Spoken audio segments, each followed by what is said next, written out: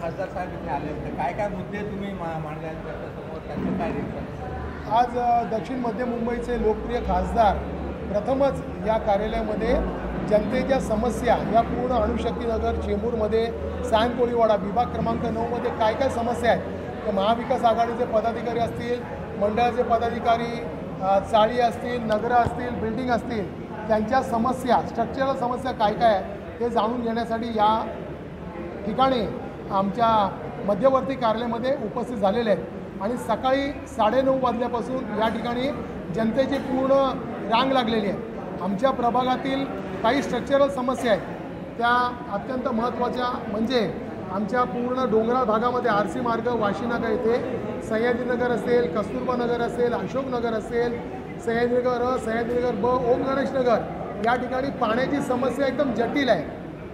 अत्यंत महत्त्वाचं म्हणजे मुंबई महानगरपालिकेचं पाणी वरती डोंगराळ भागापर्यंत महानगरपालिकेच्या माध्यमातून पोचलेलं आहे, पण मध्ये काही पाणी माफिया आहेत, ते पाणी जनतेपर्यंत पोचत नाही, त्याच्यामुळे आमच्या माता भगिनी खूप त्रस्त झालेले आहेत। मी साहेबांच्या निदर्शनास आणलेलं आहे की त्या ठिकाणी आपण कृपा करून लक्ष द्यावं। त्यांनी तसे आदेश आणि निर्देश मुंबई महानगरपालिकेच्या पाणी खात्याला दिलेले आहेत। तसंच RCF प्रशासनाला आम्ही त्या पत्रद्वारे विनंती केलेली आहे। तसं एक पत्र आम्ही खासदार साहेबांना दिलेलं आहे की गेल्या अनेक वर्षापासून वाडवली गावात लगतचं जे ग्राउंड आहे जे लहान मुलं मुली खेळत होते, ज्येष्ठ नागरिक त्या ठिकाणी वॉकिंगला जात होते, ते सध्या RCF प्रशासनाच्या ताब्यात आहे। गेली 14 वर्ष आमच्या वाडवली गावातील सर्व नागरिक त्यासाठी त्या ठिकाणी विनंती करत आहेत, आंदोलन करत आहेत, संघर्ष करत आहेत, पण ते काय दाद देत नाहीत।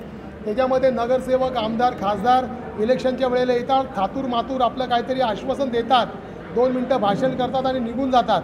पण आता आम्ही खासदारांना विनंती केली आहे की लोक त्या ठिकाणचे नागरिक आपल्याकडे आशेने बघत आहेत। तसेच या म्हाडा कॉलनीमध्ये वरती पांजरापोळला संरक्षण भिंत असतील, अशोकनगर संरक्षण भिंत असतील, त्यांची व्हॅलिडिटी संपलेली आहे आणि अतिवृष्टीमुळे त्या संरक्षण भिंती ढासळायला लागलेल्या आहेत।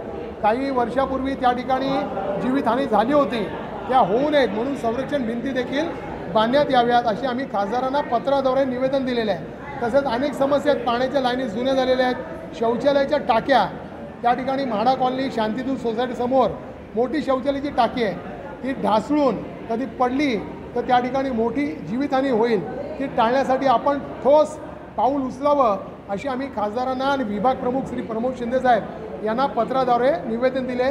लहान लहान कामं तर आहेच, व्यायामशाळा बांधायची आहे किंवा महिलांसाठी आरोग्य शिबिर किंवा अनेक काहीतरी मोठ्या वस्तू बांधून द्याव्यात जेणेकरून ते स्वतःच्या पावलावर उभे राहतील, तसं आम्ही त्यांना निवेदन दिलेलं आहे। या ठिकाणी खासदारांनी आणि विभाग प्रमुखांनी आमचं निवेदन स्वीकारलेलं आहे आणि येणाऱ्या काळामध्ये आम्ही चांगल्या प्रकारे त्या ठिकाणी लवकरात लवकर त्या सूचना महानगरपालिका आणि संबंधित अधिकारी देऊ अशी विनंती केली।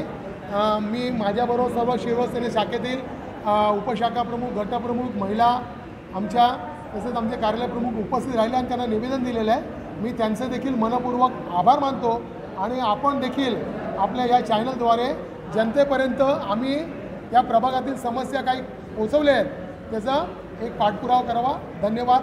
जय महाराष्ट्र।